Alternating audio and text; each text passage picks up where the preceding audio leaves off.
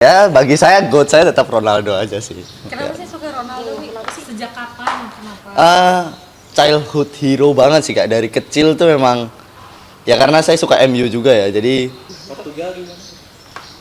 sedih banget sih saya. Jujur saya sedih banget kayak apa ya? Kasihan lah. Dari kemarin mungkin ya banyak pressure lah yang especially Ronaldo hadepin, tapi ya mungkin dia juga udah berusaha semaksimal mungkin ya, tapi ya dia tetap akan menjadi Cristiano yang sama sih, nggak akan merubah. Mungkin dia nggak bawa Piala Dunia tapi nggak menjadikannya dia nggak hebat juga gitu. Jadi ya mungkin untuk fans Messi, especially Sohibul Fikri, semalam teriak-teriak dibangunin seorang, tapi ya mungkin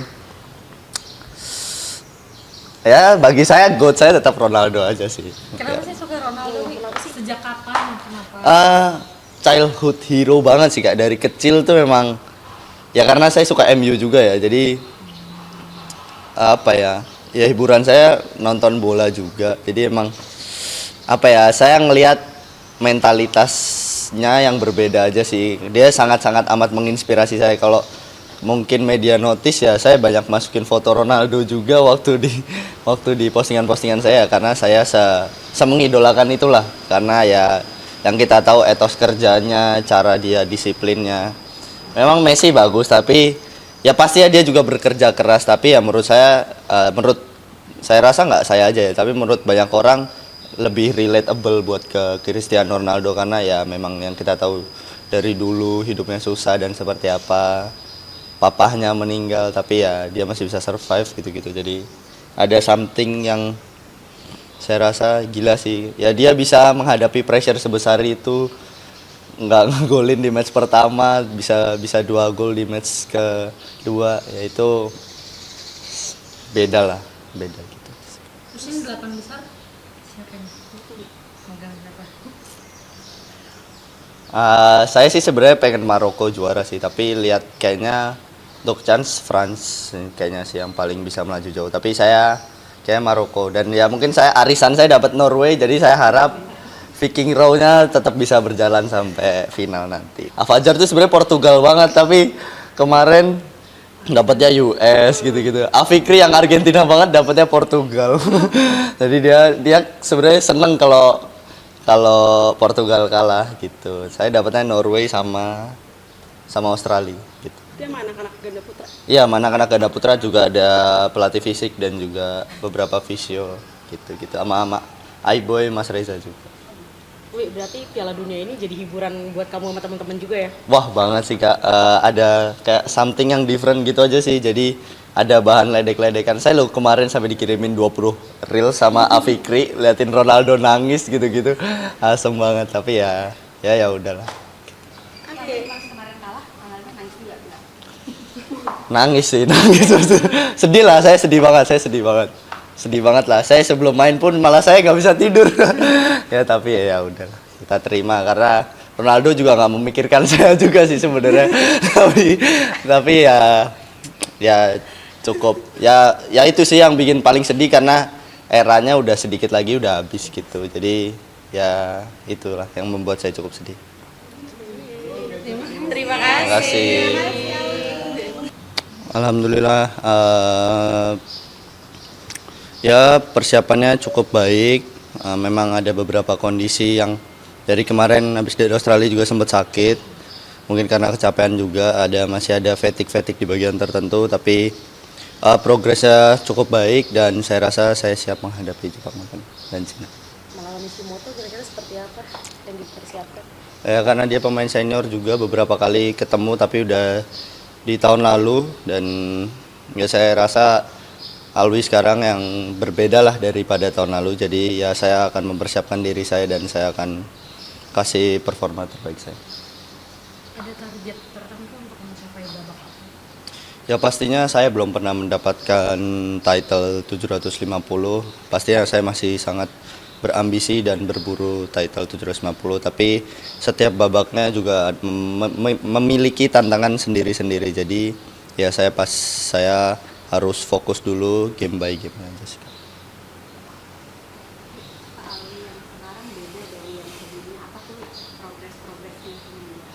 Ya saya lebih merasa banyak pengalaman yang sudah saya alami aja sih Kak. Lebih kayak ya saya udah mulai merasakan banyak experience, banyak banyak musuh-musuh yang berbeda juga. Jadinya yang tadi saya bilang berbeda mungkin dari segi experience, segi ketenangan dan juga mentalitas pertandingannya memang saya ngerasa cukup berprogres lah positif dan ya pastinya ya saya akan all out dan habis-habisan untuk Jepang nanti.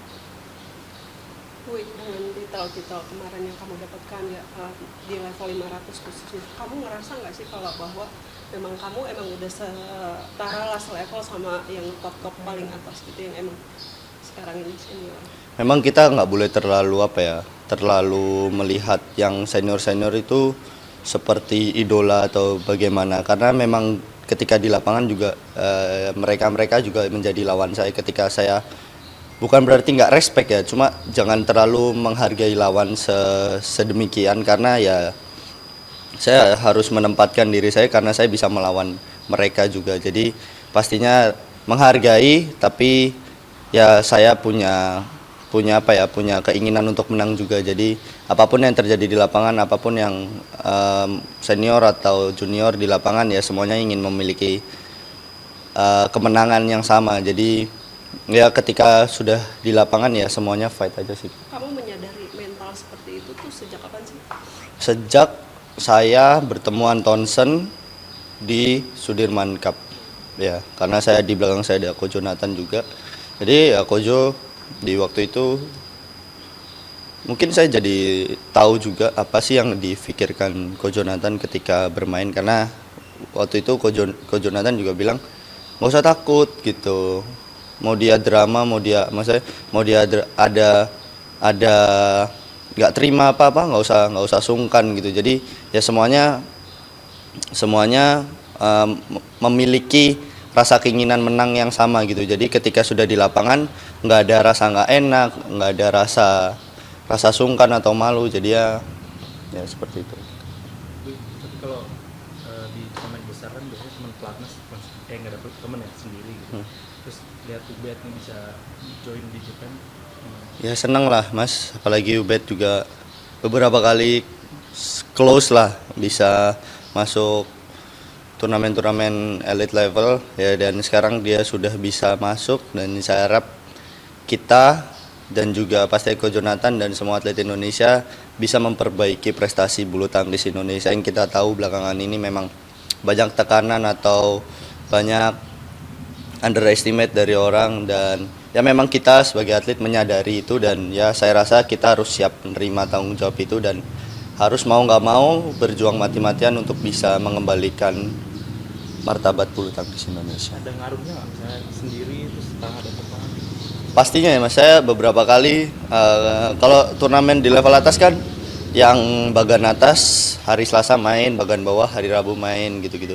Jadi ketika itu saya lawannya Ko Indra aja gitu, tapi Ko Indra kan ya terbatas lah, ya memang hadirnya Ubed ya sangat membantu saya ketika ya lebih ada teman sparring juga gitu-gitu. Ya memang ada Ko Jonathan, cuman Ko Jonathan juga profesional, jadi kadang nggak satu latihan atau gimana atau dia kebutuhannya apa, saya seperti apa. Sekarang di tunggal putra kan ada sisa 3. Terus ini yang ngomonginnya yang pelatnas aja kan.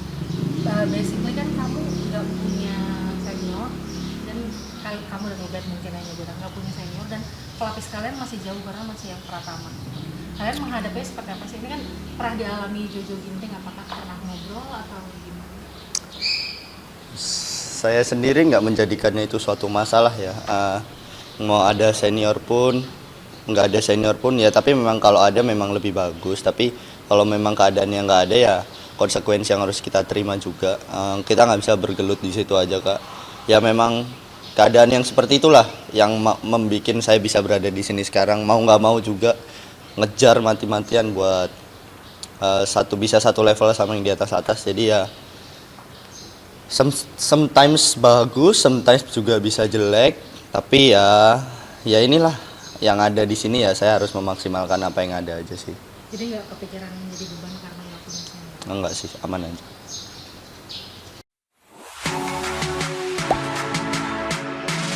Gak sempet baca? Dengerin aja, klik icon text to speech di okezone.com.